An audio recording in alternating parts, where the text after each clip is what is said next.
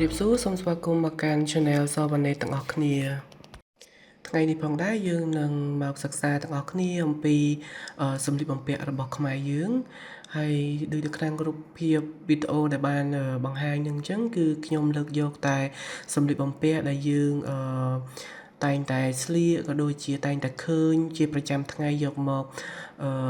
បង្ហាញជូនជាលក្ខណៈសង្ខេបទៅកាន់បងប្អូនទាំងអស់គ្នាផងដែរការសិក្សារបស់ខ្ញុំបានធ្វើការស្រាវជ្រាវទៅលើសម្លៀកបំពាក់របស់ខ្មែរដោយនៅក្នុងនោះយើងឃើញថាខ្មែរយើងតែងតែប្រើក្រណាត់ហូលនិងក្រណាត់ផាមួងដើម្បីយកមកធ្វើជាសម្លៀកបំពាក់ជាប្រចាំថ្ងៃហើយតកតងទៅនឹង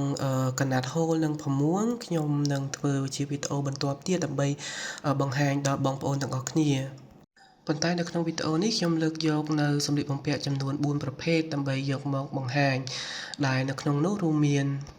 ទី1នោះគឺសម្លៀកបំពាក់ដែលយើងឧស្សាហ៍តែស្លៀកពាក់ទៅទីវត្តអារាមមានអាវសនិងសំពត់ហូលសំពត់តែនៅក្នុងនោះយើងឃើញសុភាពនារីគាត់ស្លៀកពាក់សំពត់ហូលអាវប៉ាក់គាត់ចូលរួមនៅក្នុងកម្មវិធីផ្សេងៗហើយនឹងកម្មវិធីដែលនៅទីវត្តអារាមនិងកន្លែងសក្ការៈផ្សេងៗផងដែរមួយវិញទៀតនោះគឺការស្លៀកក្បិននិងអាវប៉ាក់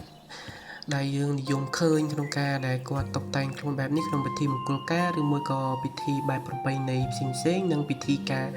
មួយចំនួនធំនៅក្នុងកម្មវិធីរបស់រដ្ឋទី3គឺការដែលគាត់ស្លៀកពាក់សំពត់បែប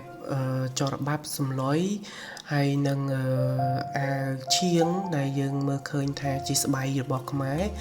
យើងតែងតែឃើញនៅក្នុងកម្មវិធីមង្គលការផ្សេងៗនិងកម្មវិធីបែបប្រពៃណី